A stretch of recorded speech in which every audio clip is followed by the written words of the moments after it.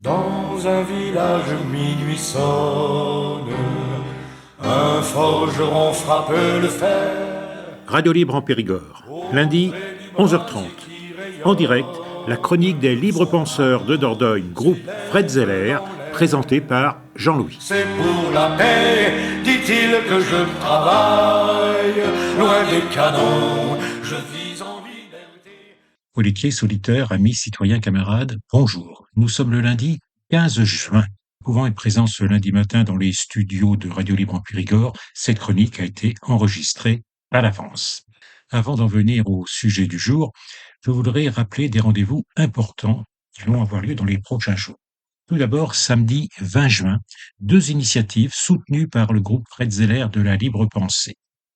À partir de 12h30, à la salle Jean Ferrat à Montreuil-Montancé, retransmission en direct du meeting contre la guerre qui se tient ce même samedi 20 juin à Londres, avec autour d'un camp scout, parce que bien évidemment ce meeting étant durant plusieurs heures, il y aura de la possibilité de faire des allées et venues entre la retransmission en direct de ce meeting et puis le panier partagé qu'il est proposé d'amener donc aux différents participants.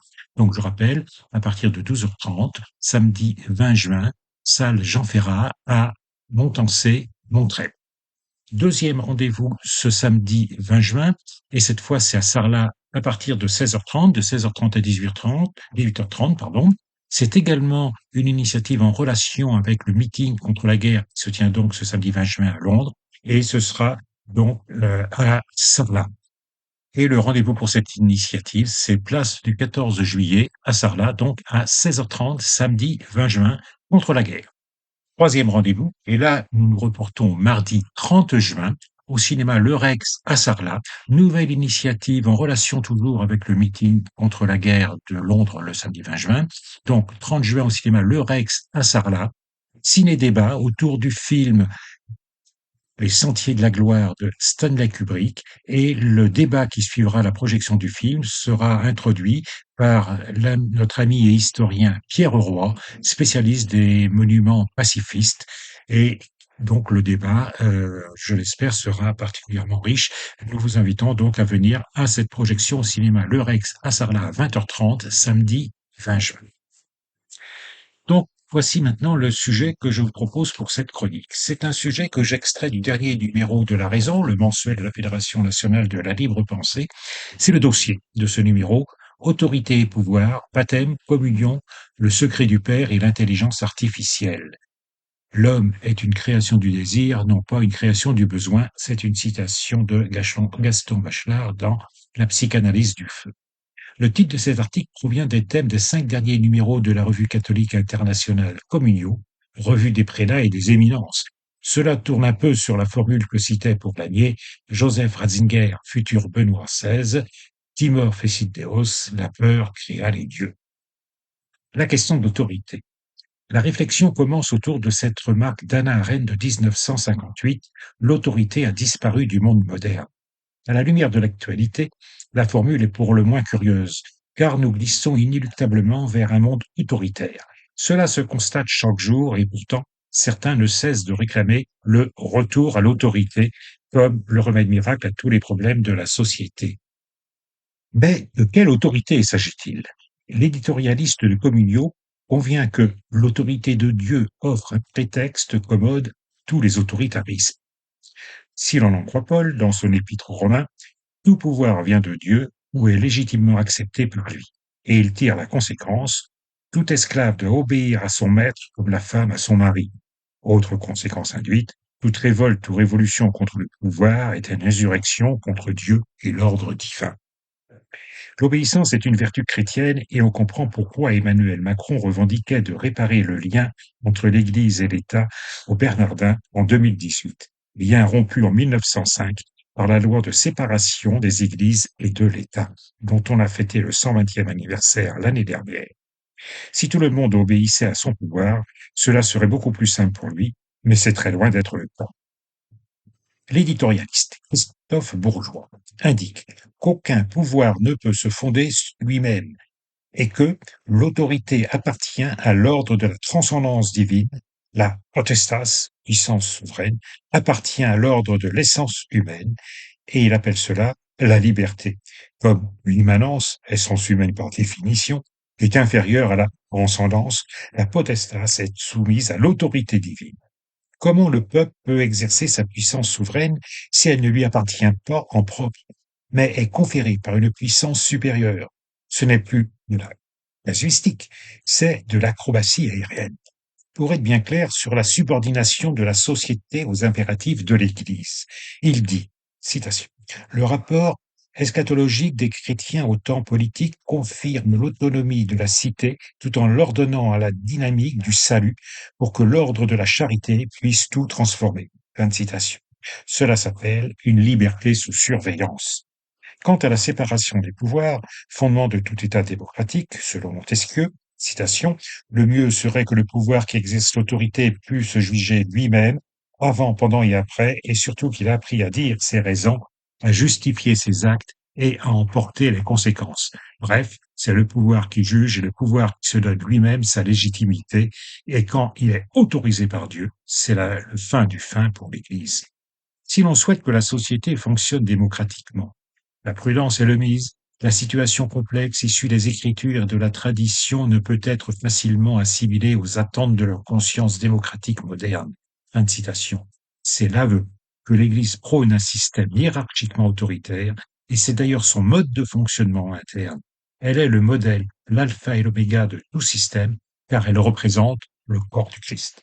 C'est d'ailleurs intéressant de connaître l'explication que présente un précédent numéro de Communio sous la plume d'Émile Tardivelle, rédactrice en chef adjointe de la version française, sur la fusion entre l'Église chrétienne et l'Empire romain, en citant saint Augustin. Rome fut fondée comme une seconde Babylone, comme une fille de la première. Par elle, il plut à Dieu de soumettre par les armes la terre entière et de lui imposer, une fois rassemblés dans une seule communion de gouvernement et des lois, la paix dans toutes les contrées. Fin de citation. C'était le début de l'alliance du sabre et du goupillon. Et il ajoute que Dieu, en fait l'Église, avait su transformer l'amour des Romains dans la cité terrestre en louange de la cité du ciel. C'était sans doute le produit d'une bonne campagne de communication ou d'un endoctrinement de masse. On est en pleine idolâtrie, et la superstition monothéiste peut rencontrer certains athées. Voici ce qu'en dit André Comte-Sponville dans une conférence de l'Institut Diderot, avec Frédéric Lenoir. Citation de donc André Comte-Sponville. J'aime bien le geste qui purge le monde de tous ces faux dieux, qui refusent les idoles. Et je me demande si ce retour au paléolithique, à une forme de naturalisme religieux, cette adoration de la déesse terre, ne présente pas le risque d'un retour de l'idolâtrie, une idolâtrie de la nature, du vivant. N'est-ce pas une façon de trahir l'héritage des monothéismes auxquels on peut essayer de rester fidèle, y compris quand on n'y croit plus? La question centrale du baptême qui donne un sens à tout selon l'Église. Citation. Les baptisés sont ainsi pour dire des êtres qui vivent après quelque chose de leur mort et avec quelque chose de la résurrection finale. Cela fait partie de leur histoire. Il est frappant de constater que la question centrale dans le baptême est la question de la mort, alors qu'on pourrait penser qu'au début de la vie, ce n'est pas la question essentielle pour l'humanité. Mais pour l'Église, c'est le fondement de sa théologie. Un enfant non baptisé sera alors dans les limbes s'il meurt et errera pendant l'éternité. Alors on doit vite fait pour qu'il échappe à cela. Le centre de la doctrine de l'Église a toujours été le dolorisme. Non seulement on est pour souffrir dans la vallée de larmes et de l'ombre de la mort, mais l'Église sans repaix, c'est son fonds de commerce. On sait aussi que le fondement de la religion chrétienne, ce qui n'est pas le cas à ce point de toutes les religions monothéistes, c'est la peur de la mort et la question de la résurrection d'entre les morts. D'où la formule célèbre, la première religion a été créée par la rencontre du premier mythomane avec le premier naïf. Si, comme écrit l'apôtre Paul, baptisé dans le Christ Jésus, c'est dans sa mort que nous avons tous été baptisés, le baptisé est cet être paradoxal qui a déjà sa mort derrière lui, celle-ci coïncidant avec sa naissance en Dieu. C'est une citation extraite de l'éditorial de Communio, donc du tome 50. On sait que l'Église, devant l'effondrement des baptêmes, essaie de nous chanter une petite chanson sur le miracle des adultes se faisant baptiser. Mais Communio est obligé de constater que cela ne fait pas le poids avec la chute vertigineuse des baptisés à la naissance, ce qui était une convention sociale que l'Église n'a pu préserver. C'était le temps béni où l'Église et la société donnaient presque l'impression de se confondre, d'où le commentaire cité de Maurice Merleau-Ponty: les chrétiens sont de mauvais révolutionnaires et les conservateurs peu sûrs, incapables de changer les choses et aussi de les conserver en l'état. La question du baptême forcé des enfants n'a jamais pu disparaître au sein de l'Église, car cette pratique heurtait de plein fouet la liberté de choisir et de vivre pleinement sa conversion. Le premier qui s'y est opposé publiquement est Tertullien, qui a toujours contesté cette pratique. Au moment de la réforme de Luther, seuls les anabaptistes demanderont que le baptême soit réservé aux adultes, car il n'avait pas de sens dans une profession de foi, comprise et admise par la personne qui le recevait. Cette exigence s'est étendue ensuite aux uthéristes, mennonites, amish, et est très répandue chez les évangélistes aujourd'hui, qui privilégie le second baptême dit supérieur. Un autre père de l'Église, et de taille, va refuser le baptême forcé pour les enfants. C'est Hans Urs von Balthasar, qui était une éminence d'envergure, influent au Concile Vatican II et très proche des papes Jean-Paul II et Benoît XVI, et par ailleurs un des fondateurs de la revue Communio. Ce n'est donc pas un désaccord à la marge de l'Église. Contraindre a toujours été la méthode de l'Église depuis le fameux compelle intrare, forcez-les à entrer, de saint Augustin. Cela a été rappelé par Pastoralis Actio numéro 9 en juin 1980, qui est une injonction d'agir. Citation. On oublie que tout homme, même non baptisé, a envers Dieu comme créature des obligations imprescriptibles que le baptême vient ratifier et élever dans l'adoption finale. Éric Varden, président de la Conférence des évêques de Scandinavie, dit clairement: le baptême n'est pas seulement une expérience spirituelle, cela entraîne un aspect juridique contraignant dans le droit canon. D'ailleurs, pour montrer le caractère irréversible que cela entraîne et contre lequel la libre pensée agit dans son combat pour le respect du RGPD, c'est-à-dire du Règlement général sur la protection des données, il indique qu'après le baptême, la formule du prêtre doit être: voilà, c'est fini, vous serez toujours catholique, la seule autre chose que vous puissiez faire maintenant, c'est être un catholique déchu. Fin de citation. On est au cœur du cléricalisme. Pour l'Église et toutes les institutions à sa botte, tribunaux, cours de cassation, CNIL, Conseil d'État, le baptême est un fait historique que l'on ne peut effacer. On peut faire effacer toute trace d'adhésion à un syndicat, parti, association, obédience maçonnique. Mais l'Église catholique a un privilège suprahumain. Personne n'a le pouvoir de faire effacer son baptême des registres paroissiaux. Combat de la libre pensée pour que le droit de faire effacer toute appartenance passée soit traité à égalité est un véritable combat laïque. Car la laïcité, c'est refuser aux religions qui passent le droit de gouverner l'humanité qui dure. Ce n'est point consentir la soumission de la raison à un dogme immuable, ni l'abdication de l'esprit humain devant l'incompréhensible. C'est ne prendre parti d'aucune ignorance ni d'aucune misère, c'est livrer bataille au nom de la justice. C'est une citation d'Ernest Lavis. La communion et la continuité des baptêmes forcés, c'est toujours la volonté cléricale d'imposer sa volonté. Pour l'Église, il faut absolument démontrer que la communion, le communio appelle de ses vœux, n'a rien à voir avec l'unité de comportement dans la société, mais que c'est quelque chose de plus haut, car l'État, citation, étant à administrer les libertés au lieu de les susciter. Fin de citation. Ce qui conduit, entre autres, à l'euthanasie, toujours présentée par l'Église comme une fausse liberté. Ce qui est promu, c'est la communion dans l'Église catholique et uniquement cela. Comme l'œcuménisme, c'est un impôt à la chasse aux autres religions. Et de rappeler ce que disait Charles Péguy pour expliquer la différence entre la mystique et la politique. La mystique républicaine, c'était quand on mourait pour la République. La politique républicaine, c'est à présent quand on en vit. La mort, toujours la mort, il n'y a que cela de vrai pour ces gens-là. C'est vraiment leur fonds de commerce. Je vous en renvoie à mon article sur Péguy dans La Raison de septembre 2023, des hussards noirs aux pantalons Garance. Pour bien expliquer ce que n'est pas la communion, il y a une interview de Francis Russell-Ediger, membre de plusieurs académies pontificales. Citation.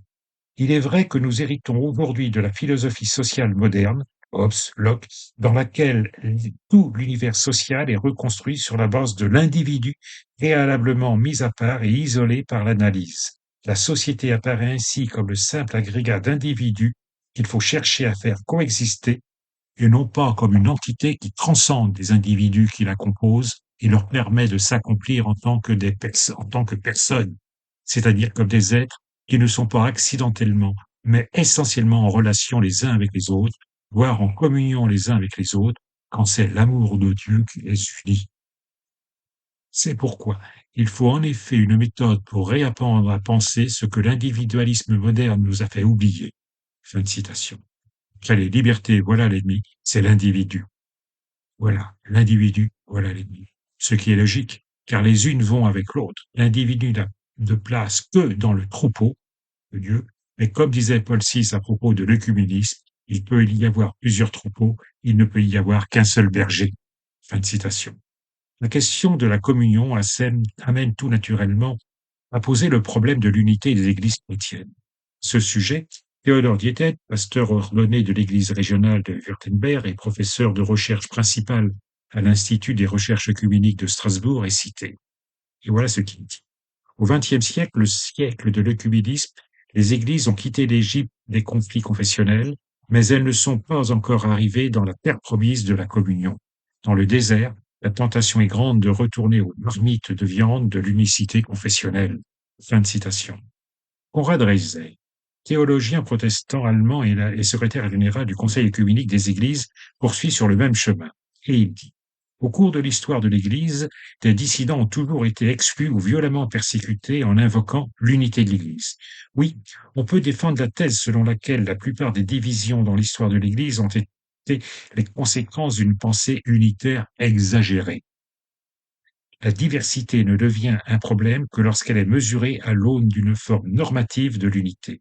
Ainsi, faut-il se demander si le débat œcuménique ne devrait pas renoncer à la notion d'unité de l'Église en raison du caractère équivoque et abstrait de cette notion. Fin de citation. La conception d'un seul pasteur pour plusieurs troupeaux est rigoureusement condamnée par les protestants et en premier lieu par l'Église évangélique d'Allemagne, car elle soulève la question de la revendication du Vatican, de la primauté du pape, héritier de Saint-Pierre, sur toutes les autres religions. On peut aussi ajouter dans les opposants irréductibles à toute forme d'unité théologique les Quakers, qui considèrent que les Saintes Écritures sont librement interprétables au gré de chacun et ne peuvent constituer un dogme imposable. Quant aux Mormons, ils considèrent que les composantes de la Sainte Trinité sont des catégories à part et distinctes, ce qui en fait un polythéisme de fait. Si les écrits néo-testamentaires n'ont plus force de loi dans la théologie chrétienne, le fondement même de l'Église catholique s'effondre devant ce libre arbitre et cette libre interprétation de la Bible, ce qui est le fondement du protestantisme. Il y a donc une totale incompatibilité entre l'œcuménisme protestant, qui vise à l'unité des églises protestantes et assimilées, avec celui prôné par le Vatican, avec l'Église catholique et sous la férule du Vatican et de tous les dogmes imposables. Communion, constate quelque peu amer dans un article intitulé La recherche de l'unité à contre-courant du pluralisme contemporain, du cardinal Kurt Koch, évêque de Bâle, une conviction profonde chez les protestants. Et voilà la citation. La Réforme et les divisions qui ont suivi au XVIe siècle ont marqué le début du pluralisme dans la chrétienté latine, qui a trouvé son expression dans la concurrence permanente entre des églises confessionnelles indépendantes, a rendu le christianisme compatible avec la modernité sous la forme du protestantisme. Il ne doit pas être mis en question par une nouvelle recherche d'unité. La Réforme et les divisions ecclésiales qui ont suivi ne sont plus alors considérées comme une faute et une tragédie, mais uniquement comme un succès et un progrès. Fin de citation. C'est une évidence que la libre pensée partage. Le chemin de la modernité passait par le protestantisme et comme l'Église catholique l'a empêché, il y a eu la Révolution française, profondément antichrétienne. Jean Jaurès a eu raison de dire au moment du débat de la loi de 1905 de séparation des églises et de l'État, la France n'est pas schismatique, elle est révolutionnaire. Il fallait briser l'Église catholique pour avancer, et certainement plus pour faire une autre Église, comme au temps de la Réforme, ou l'échec programmé de la constitution civile du clergé. Les thèses du Vatican sur l'œcuménisme est connue. L'Église est le corps mystique du Christ qui en est la tête. En conséquence, il ne peut y avoir qu'un seul corps, celui de l'Église catholique, universelle, apostolique et romaine, qui concentre en elle-même l'unité des églises en un seul corps. Et Comenius ajoute avec un certain humour involontaire, c'est une relation d'époux à épouse, alors la conséquence logique de la foi s'impose, le Christ n'est en aucun cas polygame, mais monogame et est issu à son unique épouse. Fin de citation. Dans ce numéro de mars-juin 2025. La Revue catholique internationale fait le vœu que le 1700e anniversaire du Concile de Nicée soit une étape vers l'unité des Églises dans une seule Église universelle, donc catholique.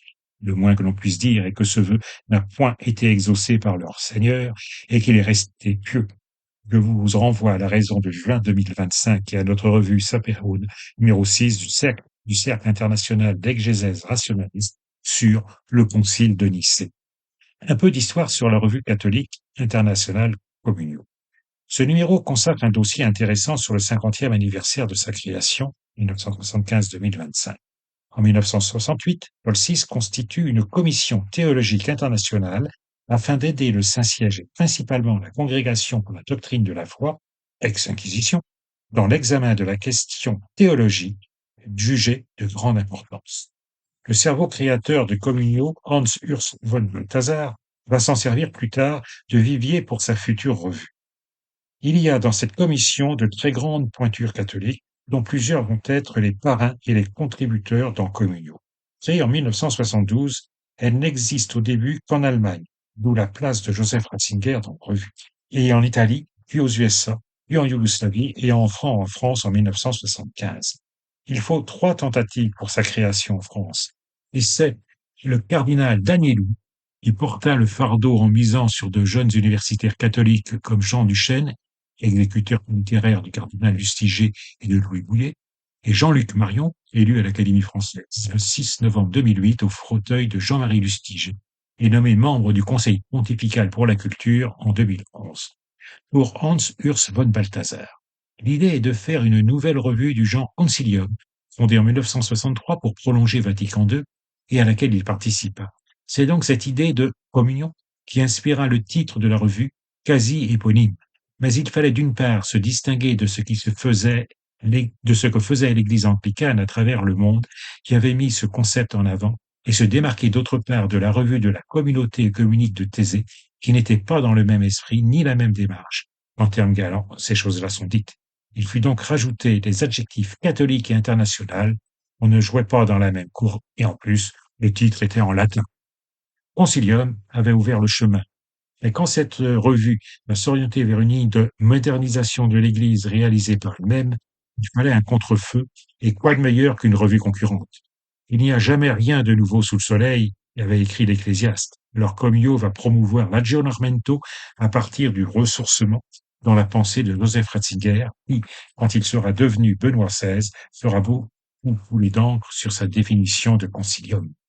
Face à l'évolution des paramètres sociologiques des sociétés modernes, tels que la sécularisation, l'accélération, l'individualisation et le développement du pluralisme, mais pour éviter que le catholicisme ne se liquéfie dans une assimilation au monde moderne, il faut continuer à raconter les histoires bibliques et à remettre en pleine lumière la force qu'elles possèdent pour l'orientation de notre vie.